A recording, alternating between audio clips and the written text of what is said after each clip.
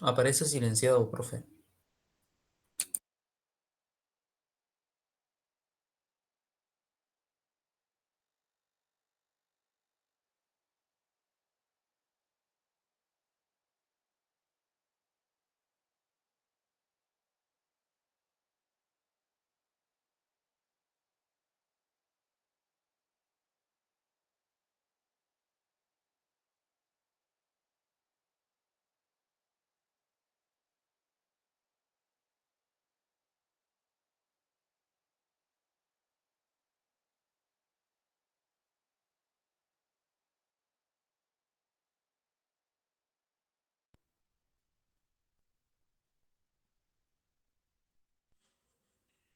Ahí ustedes me escuchan.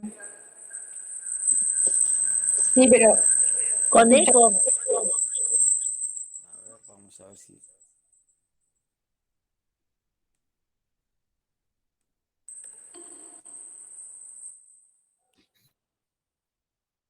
¿Ustedes me escuchan ahí? Sí, profe, ¿qué tal? Se escucha. Hola, Pónganme un profe. mensaje Profe, se si escucha. me escuchan.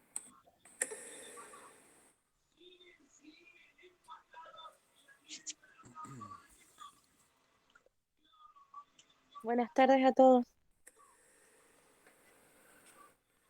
Hola, Vanessa. Hola, hola. Hola.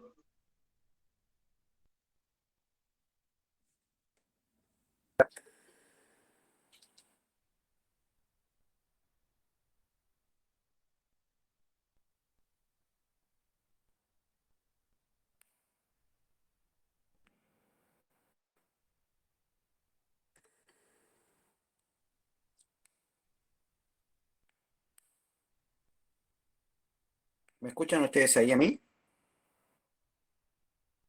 Sí, sí, lo Sí, se escuchamos. escucha bien, profe. Ya. Ah, ok. Me van a ver por un lado la presentación. No sé qué pasa con este, esta otra cuenta, o sea, la computadora. No tengo idea qué es lo que sucede. Eh, pero bueno, no hay problema con eso. Si me escuchan aquí, eh, Profe, apenas revisa les si muestro. no se activó el micrófono de la computadora. Sí, no, lo que me dice es que tengo que la configuración del ordenador está cambiada y bueno, no, a ver aquí.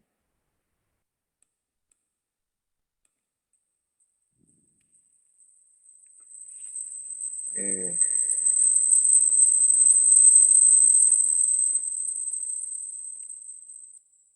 hola, hola.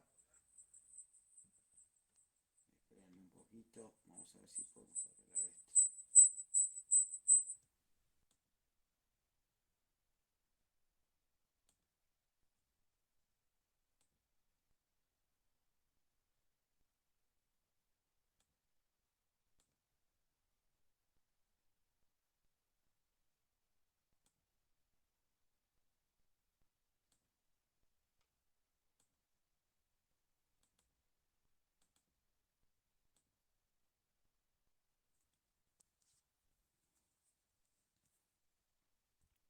Hola, hola.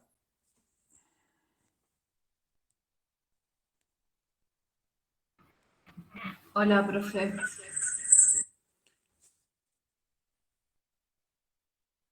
Pónganme ahí en un mensaje si ustedes me escuchan. Creo que sí, porque se ve que ahí en la... Ahí sí se escucha. Ok, muy bien, muchas gracias. Si me escuchan, voy a usar este doble cuenta, eh, porque si no vamos a perder tiempo. Ahora voy a activar la cámara. Activada. Eh, Hoy no es el día de la tecnología.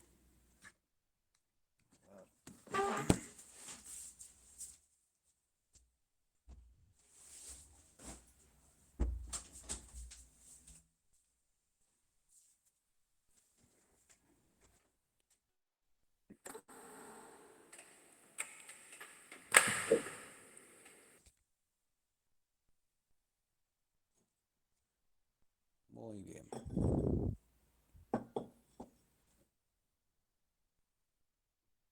Voy a silenciar así termino y veo otras cositas.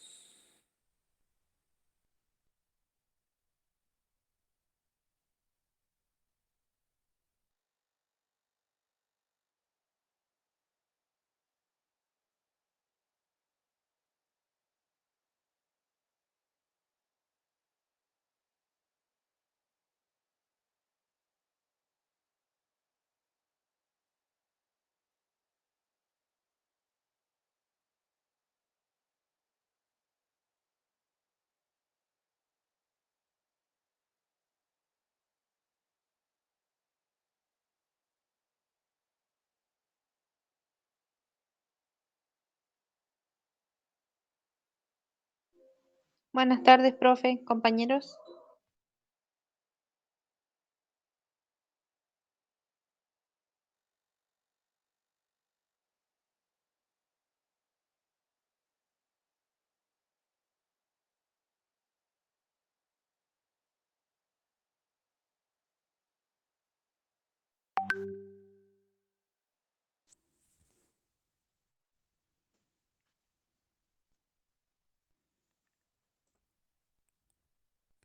Ok, bueno, vamos a empezar con la presentación de hoy.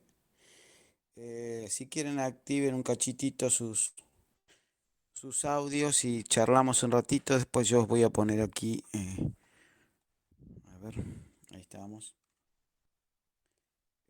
¿Cómo han estado? Activen si quieren un poquito los micrófonos para poder charlar, porque tenemos hoy y mañana, vamos a ver si nos ponemos de acuerdo en algunas cosas, en función de que ustedes tienen un parcial el día viernes. Si no es así, me lo corrigen. Sí, Creo que tenemos estar el equivocado. parcial el viernes. Tienen por ahí Sí, el viernes tenemos el parcial. ok. Uy, uy.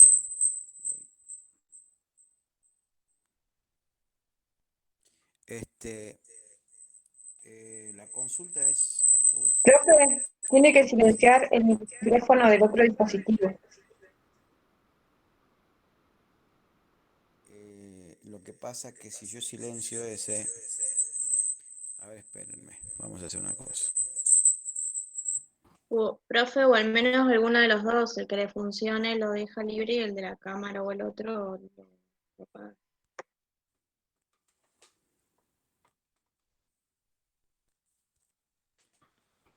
Eh, eh,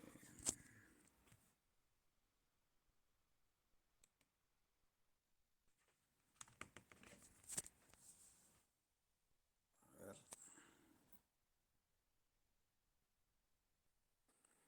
Creo que ahí nos escuchamos, ¿no? Sí, ahí se escucha mucho mejor además. Ah, perfecto. Porque ahí, bueno, cerré la otra cuenta eh, y bueno, abrí esta otra para charlar, después hacemos el cambio. Bien, la idea es que hoy vamos a hablar de distosia, son temas que no entran en el parcial del viernes y que sí, a ver, los podemos terminar todos los temas hoy y mañana tener libres o distribuir un poco, o mañana terminar también temprano. Eh, Ustedes me dirán cómo vamos, no son temas largos. Yo pensaba que ustedes tenían consulta con Ana, pero era otra comisión la que tenía, eh, porque sé también que, bueno, cuando uno está previo a un parcial eh, y los temas no entran, lo veo ya que en que hay 44 personas, por lo general hay 55, eso quiere decir que por ahí se están estudiando, pero bueno, vamos a tratar de hacer la mayor cantidad de temas hoy. No es largo, les repito, no es largo. Entonces vemos, si queda algo, por ahí lo planteamos para mañana en un rato, o si no, decidimos ya juntarnos en los próximos encuentros, donde ya luego del parcial tienen varias clases conmigo seguidas, porque empezamos con todo lo de neonatología. Así que bueno, no vamos a perder más tiempo porque por ahí hay chicos que están utilizando datos. Entonces vamos a empezar con la clase. Voy a acomodar aquí Profe, ¿qué tema vamos a ver hoy? distocias. ¿Sí? ¿Solo eso? Distocias. ¿Cómo? ¿Solo eso? Sí, el solo eso es que las distocias se dividen en muchas. Ah, Es en general el tema, es un sinónimo de dificultades. Distocias básicamente en lo que es el trabajo de parto, eh, que es lo que lleva a una dificultad en el trabajo de parto y el parto. Entonces uno las debe comprender. Eso es lo que tenemos que ver hoy y mañana. Lo vamos a ir viendo en función que tienen el parcial, que estamos bien con los temas. Si ustedes quieren sacarse algunas dudas, algunas preguntas donde tengan que enfatizarlo, lo podemos hacer también. Así que bueno, voy a cerrar esta cámara, voy a dejar el micrófono y utilizar la otra cuenta para poder hacer la presentación. Muy bien.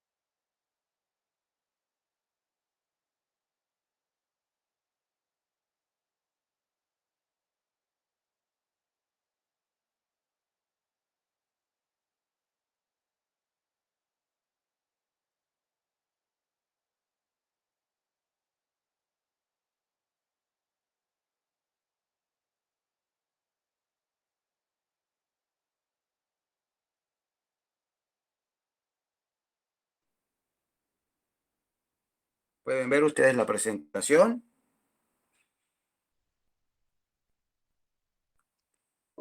No, Sí. profe. no. ¿No? No No. se ve. Ahí. Lo vemos a usted doble. Doble. Ok, no sé qué pasa acá.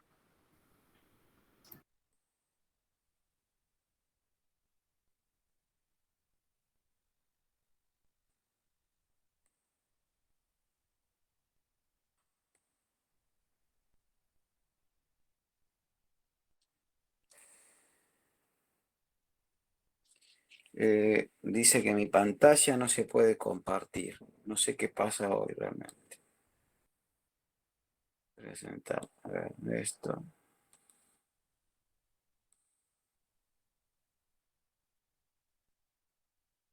Ok, ahí está. Ahora sí. Ahora sí. Ah, lo hemos logrado.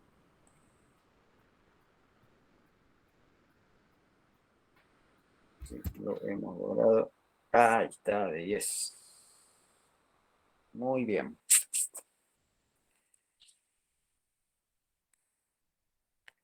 Ustedes me van diciendo si me escuchan, creo que sí. Sí, se le escucha, profe. Ah, perfecto. Bueno, entonces, comenzamos. Silencien ustedes los micrófonos, así no se nos confunden las situaciones. Y comenzamos con la clase de hoy. Vamos a hablar de distocias, ¿sí? Si uno quiere, como definición, decir distocia, viene del griego, si ahí está, dice subotokia, ¿qué significa un mal parto? Un parto anormal, un parto difícil, ¿sí? A diferencia de lo que es un parto eutóxico, donde del griego eutokia, donde parto armonioso o parto normal. Entonces, si nosotros nos quedamos con la definición que tenemos de distocia, que es lo que vamos a ver hoy, eh, tiene relación con las causas que llevan a que un parto sea anormal o sea dificultoso, ¿sí? Entonces, el término distocia supone una dificultad en lo que es el parto, ¿sí? No se daría un parto normal sino sería un parto distóxico, ¿sí? Si uno dice que un parto es normal, dice que es un parto eutóxico. Y si dice que hubo algún grado de dificultad, dependiendo de los factores que intervinieron en esta dificultad, decimos que es un parto distóxico, ¿sí? Ahí lo vamos a ir desarrollando más en detalle qué sería un parto distóxico o quiénes intervienen en un parto distóxico. La definición es la desviación de las diferentes fases del trabajo de parto normal. Sinónimo de una distosia es un trabajo de parto disfuncional, progresión anormal del trabajo de parto, ¿sí?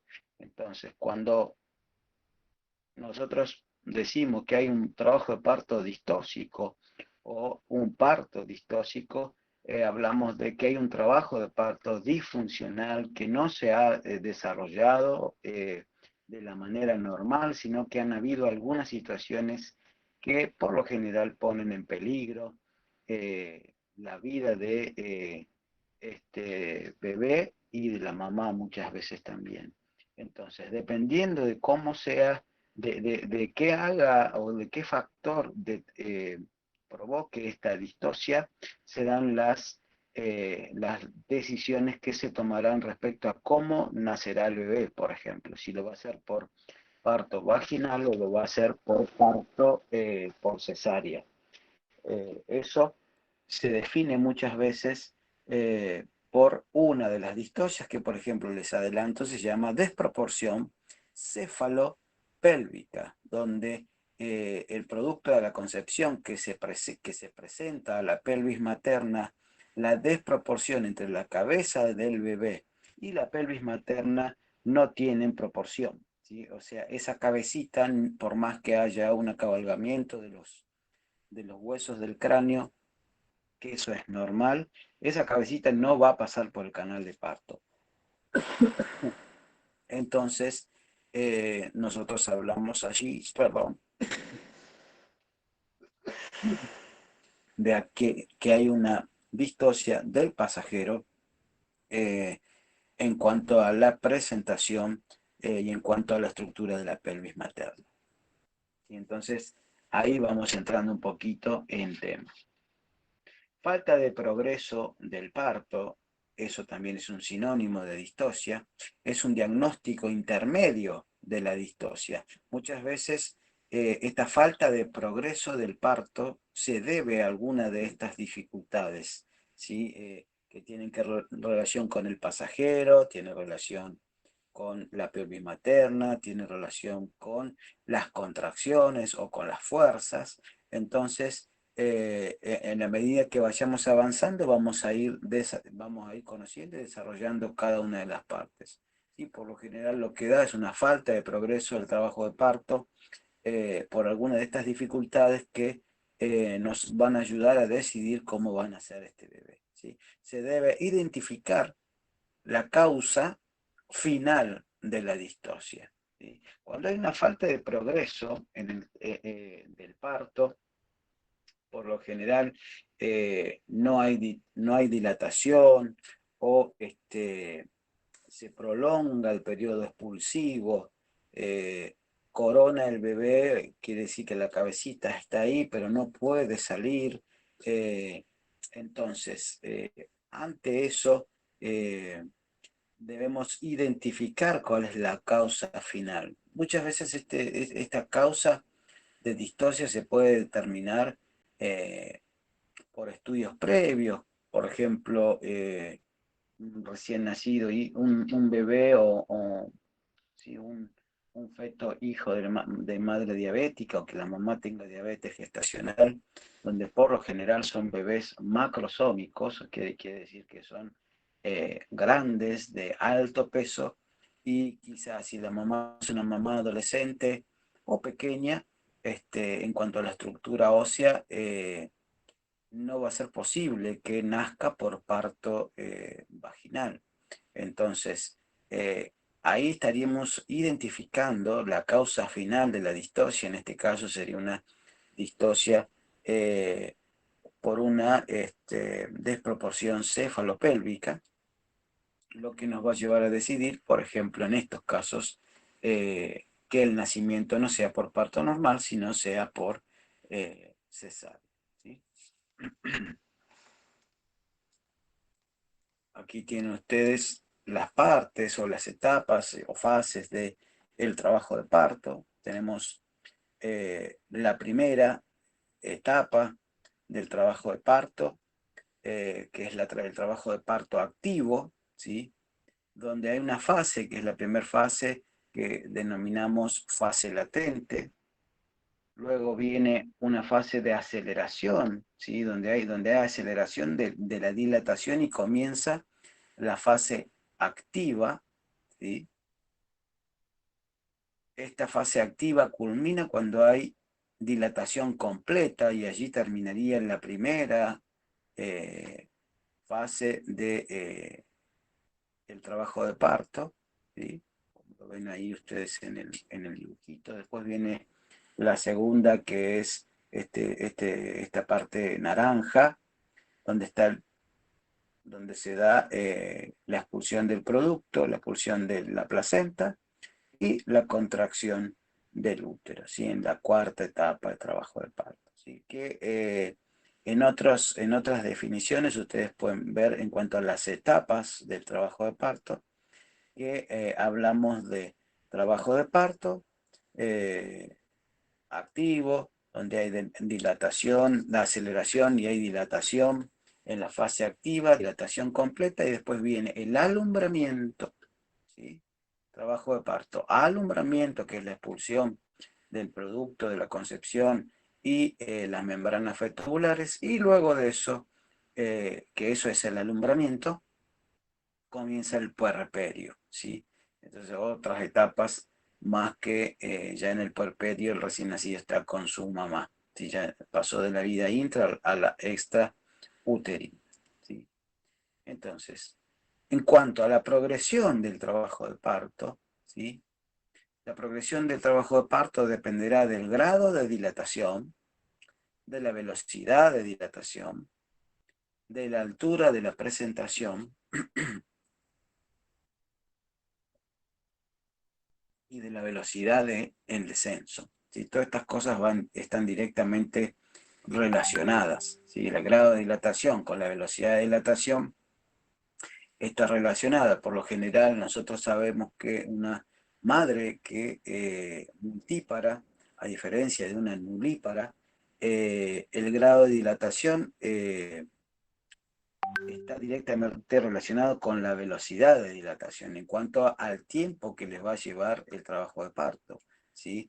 En una multípara, el grado de dilatación se logra bastante rápido, que es la dilatación completa, a una velocidad en promedio de unos 6 a 8 horas, ¿sí? O muchas veces antes, dependiendo de la cantidad de bebés que haya tenido. Y esperamos en una nuli para que el grado de dilatación, para llegar a una dilatación completa, la velocidad sea más lenta. Entonces, por ejemplo, un trabajo de parto de dilatación cero a dilatación completa le puede llevar a una mamá nuli para entre 12 a 14 horas. Entonces, así es como nosotros podemos analizar lo que es la progresión del trabajo de parto, relacionando cada una de estas variables. La altura también de la presentación, ¿sí? Y la velocidad del descenso. Y aquí comenzamos un poco con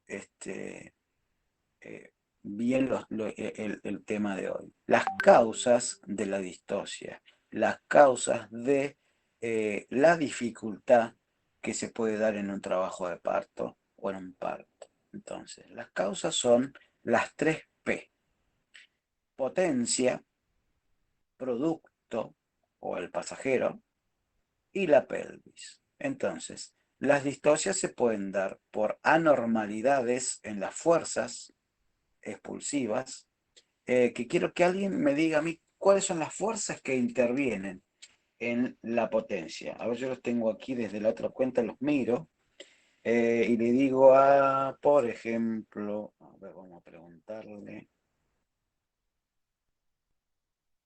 A Belu Penrose. ¿Qué fuerzas intervienen en un trabajo de parto? Belu Penrose. No estaba.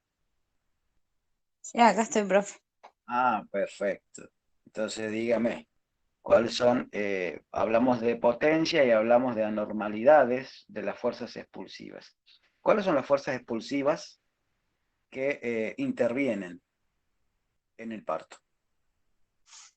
Puede equivocarse, porque estamos para equivocarnos ahora. En el parcial no. ¿Puede ser que sea el pujo, profe?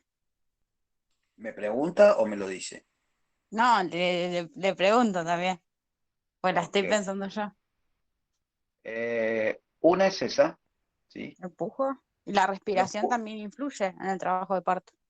No, pero estamos hablando de fuerzas expulsivas, no Ah, de otros factores, ¿sí? Fuerzas expulsivas, eh, ¿cuáles son? El pujo es una, entonces muy bien, Belu Penrose. ¿Cuál es la otra? Eh, ¿Las contracciones, profesor? Cintia Flores, contracciones uterinas, sí. Entonces tenemos básicamente dos fuerzas que intervienen, fuerzas expulsivas que intervienen en el trabajo, en el parto y en el trabajo de parto, que son las contracciones, ¿sí? Y los pujos, ¿sí? Las contracciones y los pujos. Cuando hay alguna anormalidad en estas fuerzas, se altera la potencia, ¿sí? Entonces, ya podemos ver algún tipo de distosia, ¿sí? Y hablando de fuerzas como las contracciones, ¿qué tipo de contracciones hay? Le pregunto a Isaí Acevedo.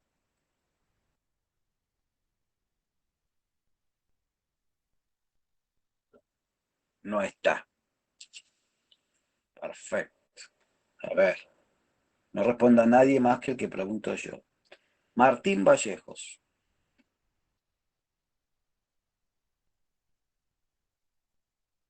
Tampoco está. A ver, vamos a ver quién está. Silvana Yanquinao.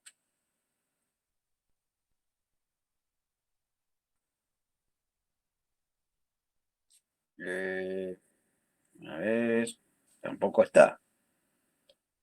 Alan Martínez. Sí, profe. Ay, hay uno. ¿Cómo es la pregunta? La pregunta es, en cuanto, estábamos hablando de la potencia, estamos hablando de las fuerzas expulsivas, decíamos que habían dos, los pujos y las contracciones. ¿Y qué tipo de contracciones hay? ¿Y Una, contracciones de parto? sí, sí, pero hay dos tipos de contracciones, ¿sí? Que tienen un Las nombre. verdaderas y Las las... que son A ver ahí, que me responda Alan. ¿puede ser una contracción focalizada en el área? ¿O como Eh, Sí, por lo general, no, las contracciones, las contracciones se dan en el útero, ¿sí? En las capas ah, musculares del útero, en la contracción uterina. Pero hay bien, dos tipos de contracciones. Abdominales, profe. Usualmente- No, no, Las verdaderas y las falsas. las verdaderas y las falsas. Perfecto. ¿Cuáles son las verdaderas? ¿O dónde las vemos? ¿Dónde se dan? Cuando comienza el trabajo de parto, ¿no? Exactamente. ¿Y las falsas? ¿Qué nombre tienen? la Braxton Hicks. Oh, Braxton. esas. Ok, son ¿Qué las dice? contracciones de Braxton Hicks, que pueden Eso. darse no solamente, o sea, por lo general se dan previo a el trabajo de parto, se pueden dar durante el embarazo y son muchas veces no son percibidas por la mamá, ¿sí? Son contracciones falsas. Bien. las falsas se dan, profe, a partir del tercer trimestre, ¿no? Puede ser, sí, por ahí anda. Pero no son, no, a ver, que estén presentes no generan una fuerza expulsiva, ¿sí? Entonces, las fuerzas que generan potencia y expulsión, que son potentes y con expulsión, básicamente son dos, son los pujos y son las contracciones. Entonces, la segunda causa de distosia, o la segunda P, es el producto, ¿sí? Cuando hay anormalidades del producto o del pasajero, básicamente es en el recién nacido, ¿sí? O en el feto, en este caso, porque todavía está dentro de la panza de la mamá. Y la tercer P es distocias. La causa de la distosia son la pelvis, anormalidades que generan una anormalidad del canal de parto, ¿sí? Bien. Vamos con problemas de la potencia. En cuanto a problemas de la potencia, podemos decir que, o hablar de la contractibilidad uterina inadecuada, ¿sí? Y aquí ya entra un término de contracción uterina inadecuada, ¿sí? Contractibilidad o capacidad del útero de generar una contracción, ¿sí? Entonces, esto se puede dar a múltiples marcapasos uterinos, o esto es una alteración en lo que es el flujo sanguíneo en el útero, ¿sí? Malformaciones uterinas, ¿sí? E infección uterina. Entonces, si uno le pregunta en el parcial en cuanto a las distocias, ¿sí? Y en detalle en cuanto a las potencias, ¿sí? Como causa de distosia. ¿Cuáles son los problemas de la potencia? Una es la contractibilidad uterina inadecuada relacionada con múltiples marcapasos, malformaciones uterinas, infección uterina. Otro problema de la potencia es la falta de fuerza para pujar, ¿sí? Entonces, el primero habla de contracciones uterinas inadecuadas, ¿sí? Y la segunda habla de la falta de fuerza para pujar. Y aquí ya nombramos la segunda fuerza, que es el pujo, que es la fuerza que genera la madre, ¿sí? Entonces, la falta de fuerza para pujar se puede deber a un agotamiento materno, a una discapacidad materna o a un bloqueo epidural sensorial y motor, ¿sí? ¿Entienden esto? ¿O les surge alguna pregunta de lo que hablé recién? A mí me surgió alguna. Díganme.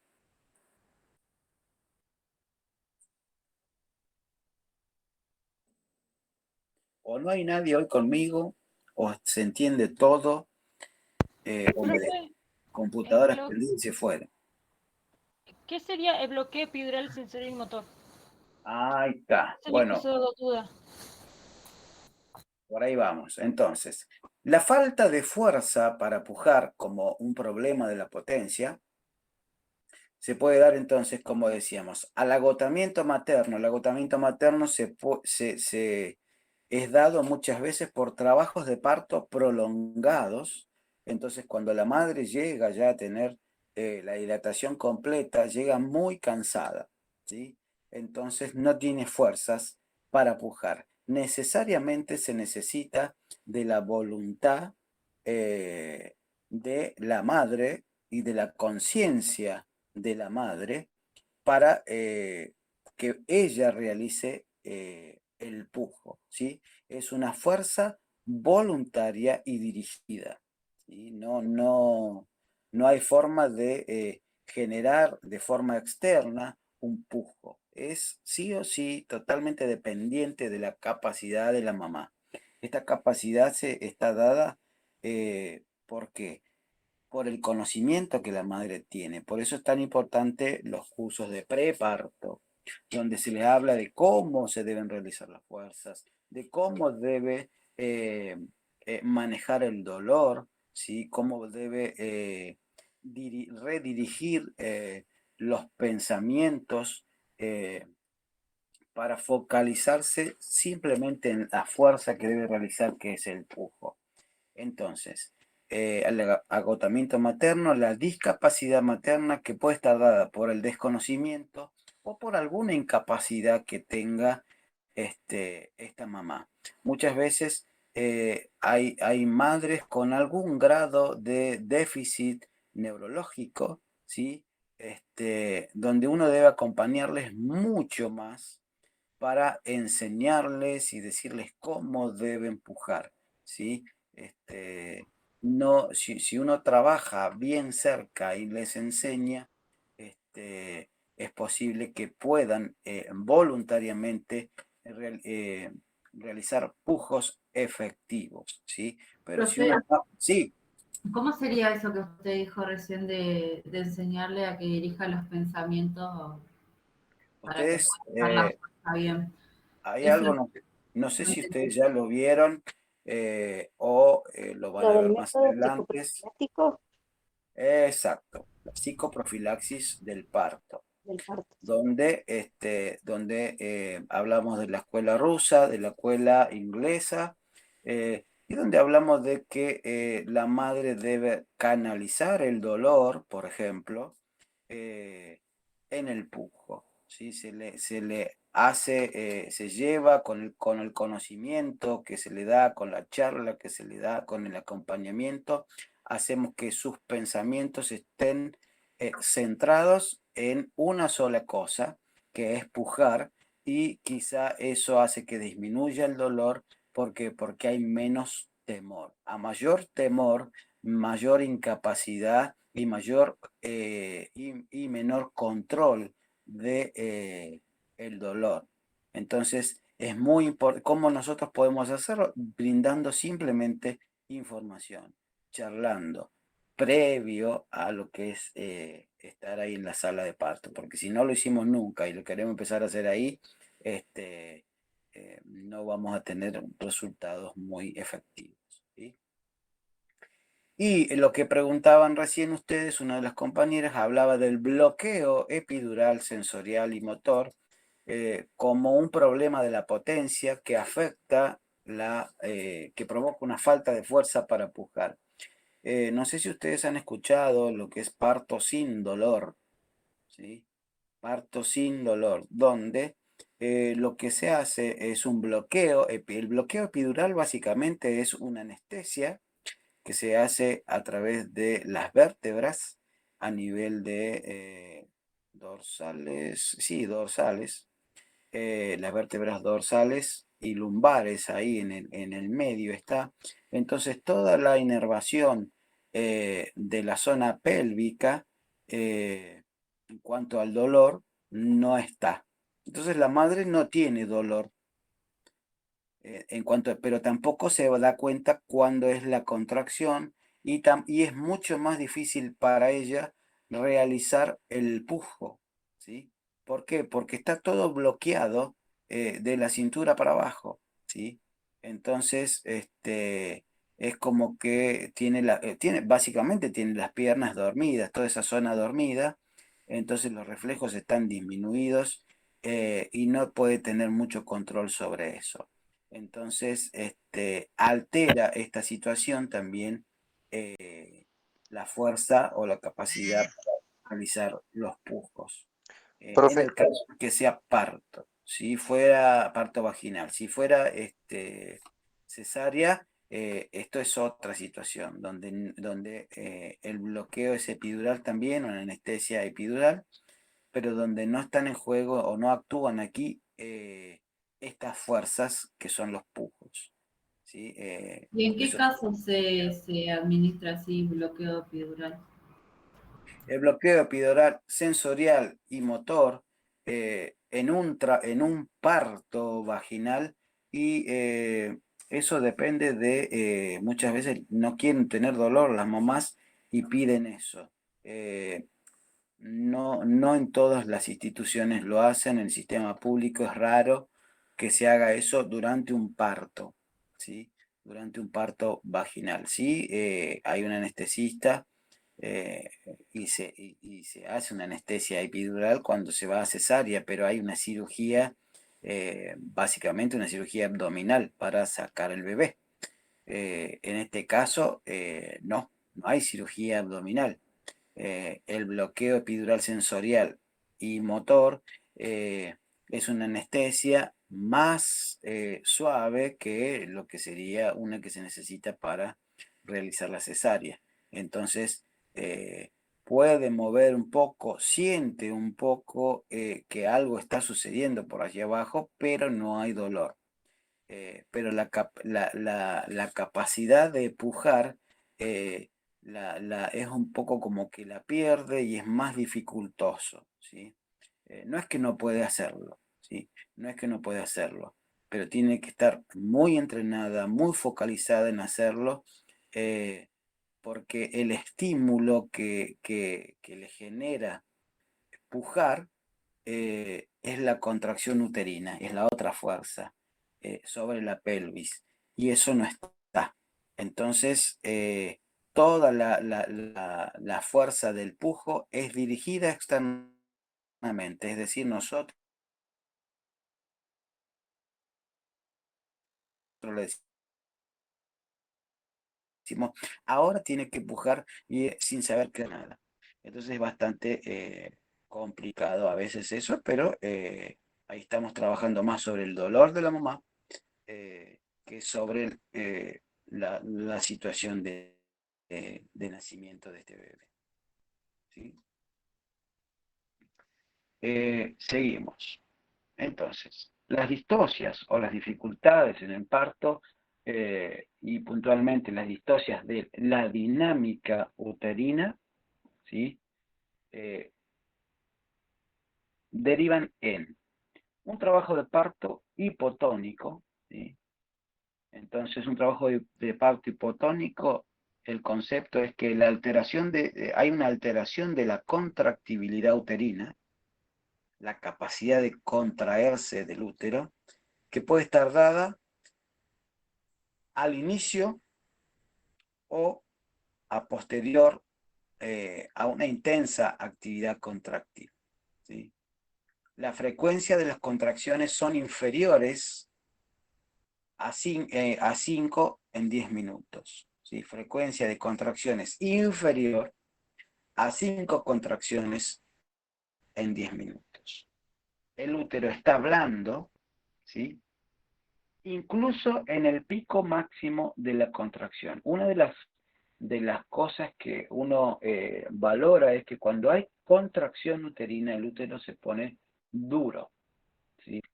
Entonces, cuando hay un trabajo de parto hipotónico y la distocia está dada por una dinámica uterina y hay una alteración en la contractibilidad, el útero está blando, las contracciones son inferiores a 5 en 10 minutos, e incluso cuando por los monitoreos o cuando uno un poco observa, ve que está el pico máximo de la contracción, aún así el útero está blando.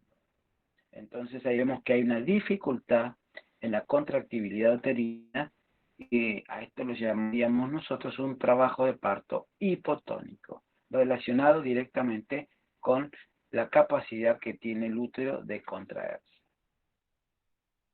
Son las causas de una alteración en la contractibilidad uterina que llevarían a un trabajo de parto hipotónico.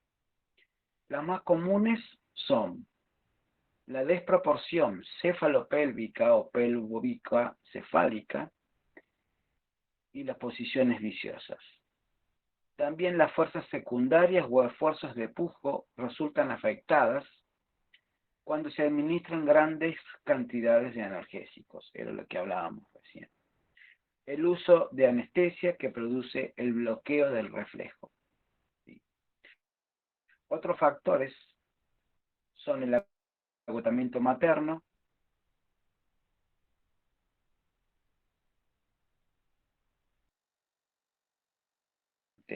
el parto. Entonces, por eso nosotros, una de las preguntas que le hacíamos a ustedes, usted es una mamá en trabajo de parto, ¿le deja dar de comer?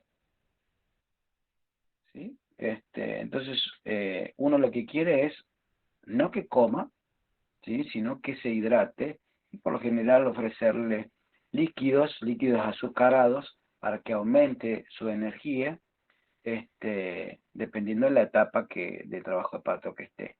Pero por lo general, hidratarla adecuadamente con líquidos azucarados sería una buena opción.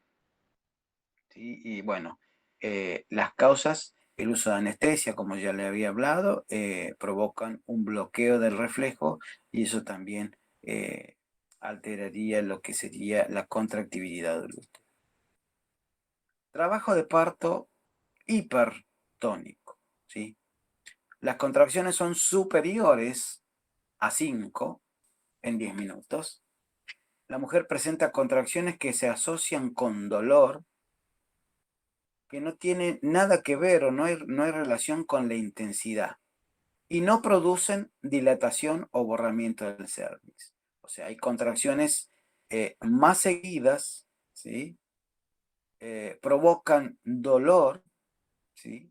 Pero no tienen no hay relación con la intensidad y lo más importante es que no provocan dilatación o borramiento del cervix. Estas contracciones siempre aparecen en la fase de latencia.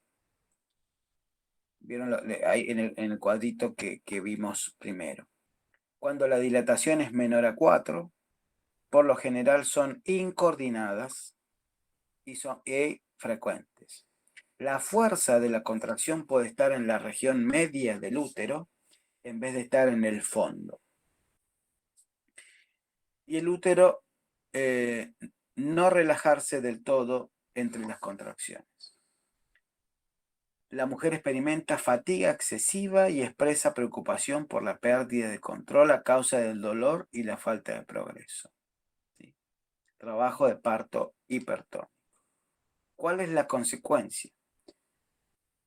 Como consecuencia de este tipo de trabajo de parto se puede desencadenar un parto precipitado, en el cual lo definimos como el que dura menos de 3 horas, desde que comienzan las contracciones hasta la expulsión del feto. ¿Sí? Entonces un trabajo de parto o un parto precipitado es el que el trabajo de parto dura menos de 3 horas desde que comienzan las contracciones hasta la expulsión del feto.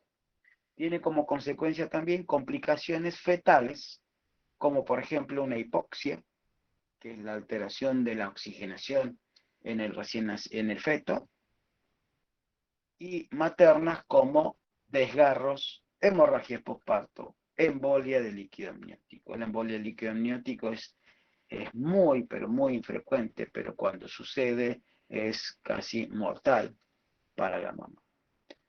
Los desgarros y las hemorragias postparto no son infrecuentes, ¿sí? Pues tampoco hablamos de que son muy frecuentes, pero existen.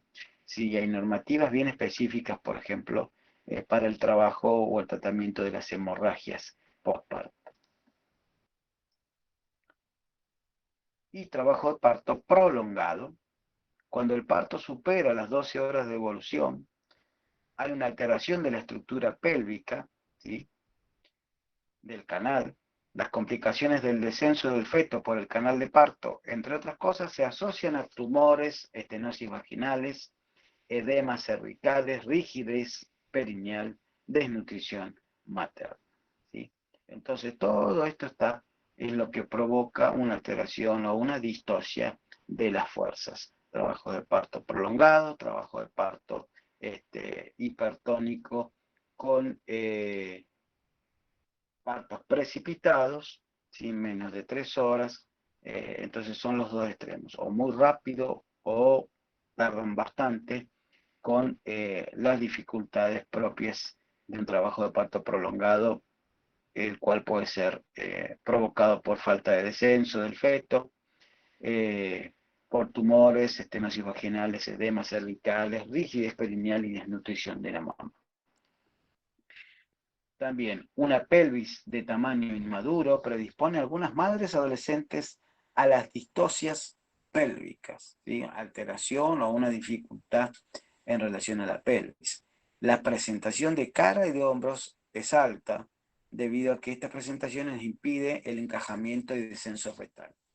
El riesgo de prolapso de cordón umbilical es elevado. ¿Saben? El prolapso del cordón umbilical es que lo primero que sale por el canal vaginal es el cordón umbilical y luego la cabeza, pero cuando sale la cabeza por el canal de parto, comprime la parte de el cordón que ya salió, ¿sí? Y eso hace que el flujo sanguíneo al recién nacido se corte, provocándole una hipoxia o una alteración en la oxigenación, porque ustedes saben que el oxígeno, los nutrientes y los desechos, todos van a través de la conexión entre la mamá y el bebé que en la vida intrauterina, que es a través de el cordón umbilical. Hablamos de las distocias del canal de parto. Una de las distocias del canal de parto es la desproporción cefalopélvica o pélvico-cefálica, también denominada desproporción feto-pélvica.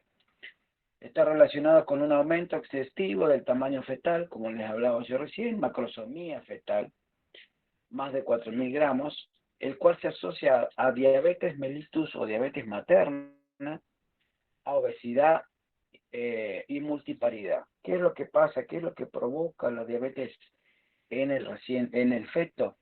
Es que hay un aumento de, al haber a ver, ¿cómo explicárselos? Al haber niveles de glucosa elevados en la sangre materna, ¿sí?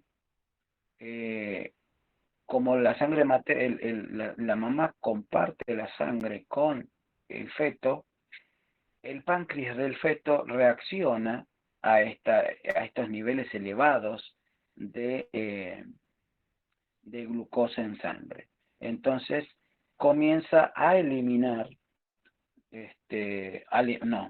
comienza a producir, niveles más altos de insulina. Esta insulina lo que genera es un descenso de la glucosa, ¿sí? Entonces, el páncreas del feto, para compensar estas hiperglucemias, comienza a producir mayor cantidad de insulina. Entonces, esto hace que haya mayor cantidad de insulina circulante en el torrente sanguíneo, la cual actúa en lo que es el crecimiento del feto como un anabólico, ¿sí?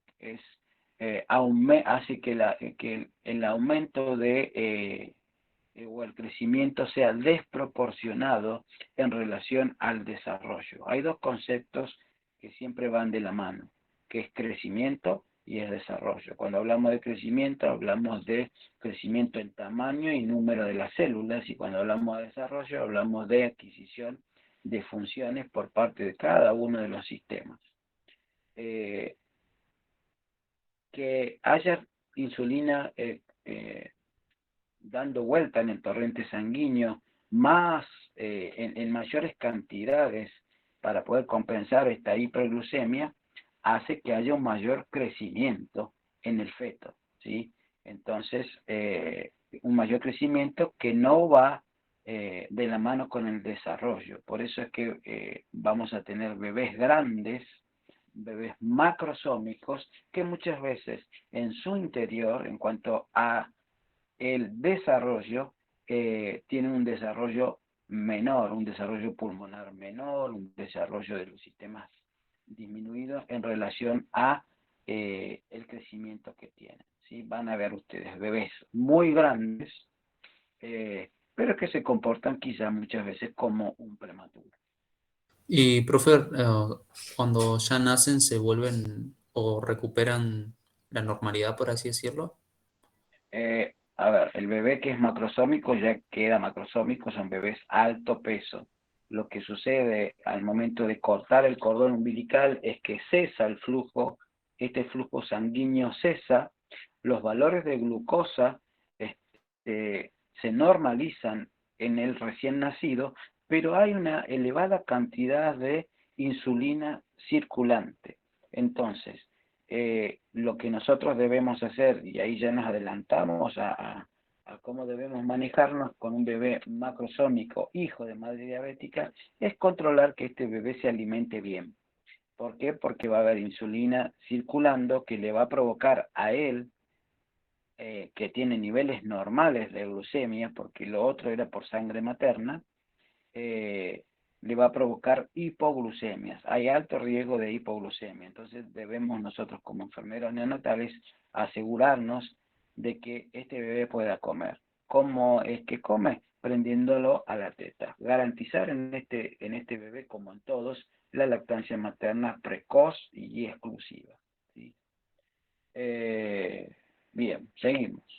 En tanto que la pelvis materna pequeña se vincula con talla pequeña menor a 1,5 metros o bien a malformaciones, ¿sí? Malformaciones en la pelvis materna.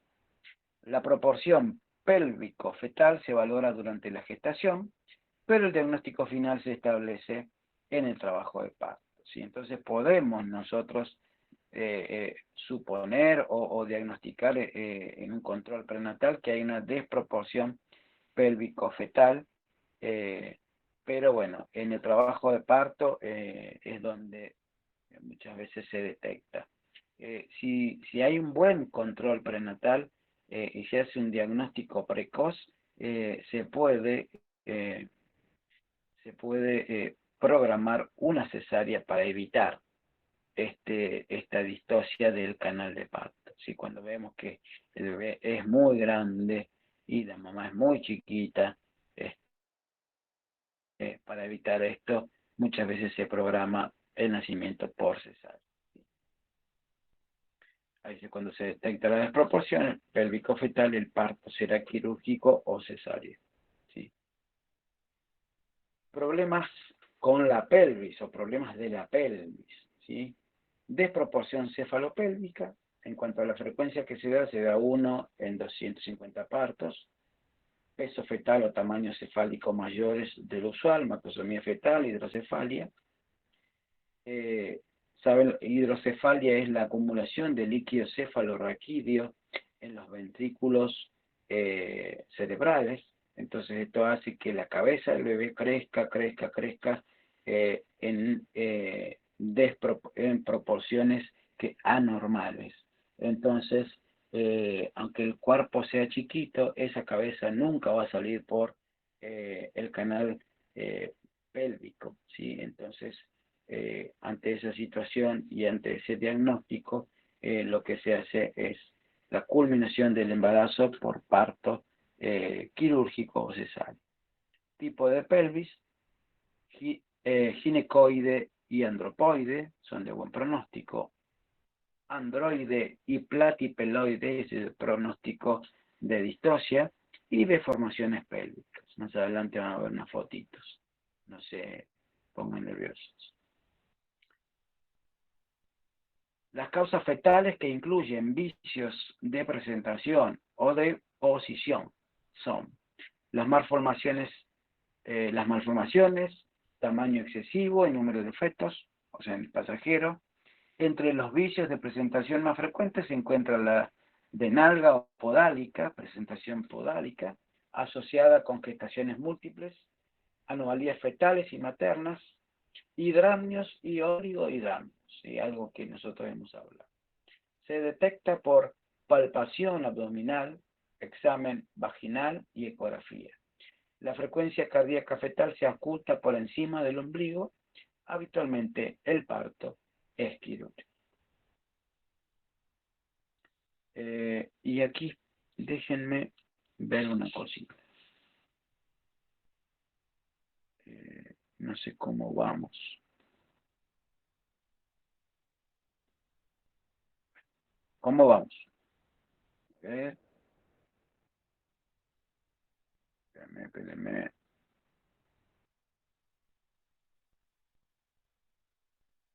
Vamos, es 1, 2, 3, 4, 5. Ahí está.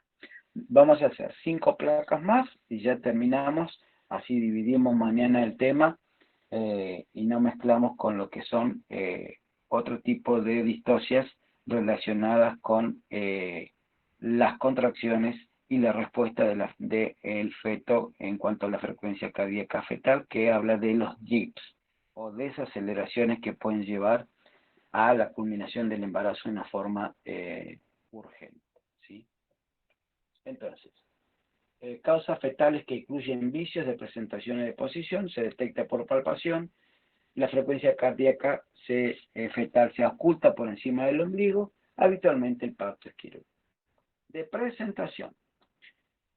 ¿Qué es la presentación? Corresponde a la parte del feto que se ofrece al estrecho superior de la pelvis materna. Ahora van a ver la figura 2. Entonces, a ver, la paso, a ver, así está. Bueno, corresponde a la parte del feto que se ofrece al estrecho superior de la pelvis materna. La figura 2. Aquí tiene. Entonces, dependiendo la parte del feto que se ofrece a la pelvis materna, en relación a la pelvis materna, vamos a definir cuál es la presentación. Los tipos de presentación fetal tenemos A, la cefálica, ¿sí? Que es ahí. B, podálica, ¿sí? C, podálica incompleta. Y D, de hombro o tronco, ¿sí? Las presentaciones eutóxicas quiere decir que es normal, es la cefálica, 95% de los partos de término. Las distocias o las dificultades de presentación pueden ser por feto en podálica, que corresponde al 4% de los partos, o feto en tronco, que corresponde al 1% de los partos. Aquí las tienen. Presentación A, cefálica, es la eutóxica, el 95% de los partos, podálica completa, podálica incompleta y de hombro o tronco. Problemas del producto, ¿sí? O del feto. Posición anormal de la cabeza, ¿sí? ¿Cómo está la posición de la cabeza en relación a la pelvis materna? Posición anormal puede dar una presentación occipito posterior. Entonces, si uno le dice, si ustedes escuchan que dice, está en cefálica occipito posterior, ¿sí? O está en detección transversa profunda, o hay anormalidades de la deflexión, más comunes en pelvis no ginecoides o el asinclitismo. Entonces, posición anormal de la cabeza fetal. ¿Cuándo hay una posición anormal de la cabeza fetal? Cuando hay una presentación occipito posterior. Cuando hay anormalidades fetales como hidrocefalia, masas cervicales y sacras, ¿sí? Masas cervicales o sacras se da muchas veces cuando hay una patología, una malformación congénita conocida como mielomeningocele, ¿sí? Que es una alteración a nivel del tubo neural que no se ha cerrado. Entonces hay una protuberancia en la zona sacra o cervical, en la columna vertebral estamos hablando. Hay una protuberancia que básicamente es que el ramillete nervioso y medular sale hacia afuera, ¿sí? Y genera una masa que contiene todos los nervios y toda la médula por ahí, ¿sí? Factores de riesgo maternos son la edad materna mayor a 30 años, no tener antecedentes de parto vaginal, que haya habido un parto distóxico previo, ¿sí? Con algún tipo de dificultad, pelvis no ginecoide, bajo o alto peso al nacer, lesión uterina concomitante, ¿sí? Tener una madre con antecedentes de algún tipo de distosia. Que el producto de la gestación, el feto, ¿sí? Pese más de 4.000 gramos, es decir, hablamos de una macrosomía fetal. Esto yo no sé, siempre nos echa la culpa a nosotros, que el producto sea masculino, en todas las cosas malas, ser varón, genera algún riesgo, ¿sí? No presentarse o que la presentación no sea cefálica o de vértex. Y aquí, bueno, ya esto lo vamos a ver mañana, que son los tipos de distosia, ¿sí? Otro tipo de distosia, que están en relación con las detenciones o las interrupciones. Nosotros las conocemos esto como DIPS, sinónimo de desaceleración, que es cómo responde la frecuencia cardíaca fetal durante la contracción y posterior a la contracción. Si hay desaceleraciones que son normales, pero esto es lo que mide el famoso monitoreo, mide la respuesta de el feto, de la frecuencia cardíaca fetal en relación al tiempo y duración de las contracciones, ¿sí? A ver, espérenme. 1, 2, 3, 4, 5, 6, 7, 8, 9, 10, 11, 12, 13, 14. No, tenemos como unos cuantos. ¿Se ve? Díganme. Profe, ¿esto en qué PDF está? ¿Cómo? ¿En qué PDF está? ¿Cómo se le aparece el título? Porque no lo encuentro así como distosia. Distosia en el trabajo de parto. Ahora después, ahora si quieren, ya corto acá la presentación y charlamos un cachito. Porque ya terminé ahí. Voy a dejar de compartir. Porque si no me meto en otro tema que... Ahí está, esperen que salgo de aquí.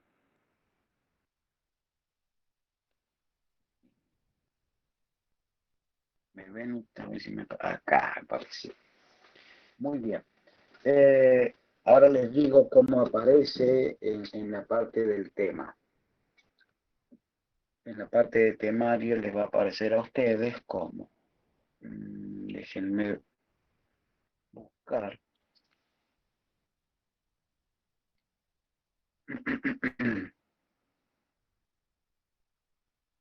Profe, ¿hasta ahí la clase o faltó alguna diapositiva más? No, hasta ahí faltan cerca de 15, pero el tema es que yo tengo, esta clase se divide en dos, porque mañana tenemos otra parte. Hoy, ahora le digo lo que teníamos hoy, 19 del 5.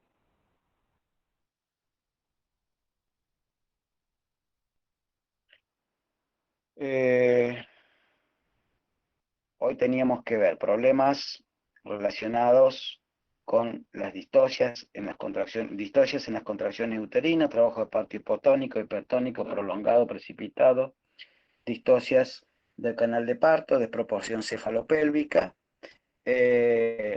distocias de causa ovular, que son las presentaciones y situaciones anómalas, macrosomía fetal, retardo de crecimiento intrauterino, embarazo múltiple y sufrimiento fetal.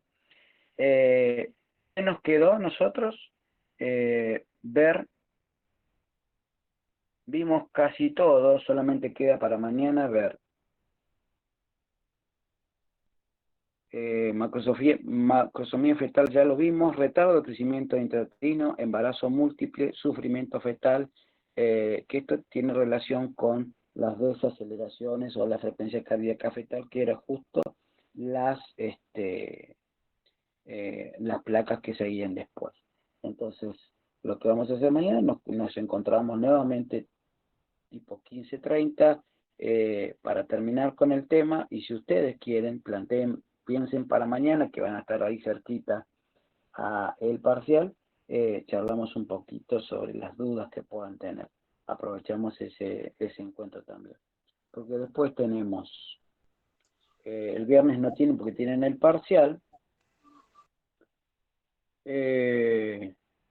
Después tienen conmigo nuevamente el 20 del 5. Bueno, pero ahí vemos todo recién nacido. Sí, mañana vamos a terminar con todo, ¿sí? Con todos los temas, porque son temas muy cortitos que ya hemos abordado quizá hoy en algunos de los casos, para que tengan todo. Así que eso sería, para poder distribuir bien las clases. No sé si tienen alguna pregunta, alguna duda, quieren ir a estudiar. Yo ya estuve del lado de ustedes, si uno lo que quiere es ir a estudiar y sacarse las dudas. Si es así, ya les libero, y pueden ir viéndolo. Para quien preguntaba sobre cómo sale esto en la literatura, lo pueden buscar como problemas asociados a la psiquis materna, temor, y distocias en las contracciones útiles, ¿sí? Distocias ¿Lo del puedo canal de repetir? parto, sí, como distocias tiene que salir. Bueno, profe, me retiro. ¿Vamos? Muchas gracias. En las contracciones uterinas, distocias en el canal de parto y distocias de causa ovular. Ok, listo entonces. Nos vemos mañana entonces 15:30, tenemos nuestra clase y Mañana, profe, ¿qué vemos? ¿Continuamos con esto? sí, tenemos que terminar esto. Bueno, profe. Sí, hasta ¿quién me luego. preguntaba algo? Yo, profe, pregunté si iba a subir el Power este que dio recién. Sí, lo subo cuando terminemos de dar toda la clase, o sea, a partir de mañana. Pero que ustedes quizás no lo van a ni mirar porque están estudiando. Pero yo se lo subo igual. Bueno, profe, gracias. Chao, profe, gracias. Bueno, Profe. muy bien, entonces hasta mañana.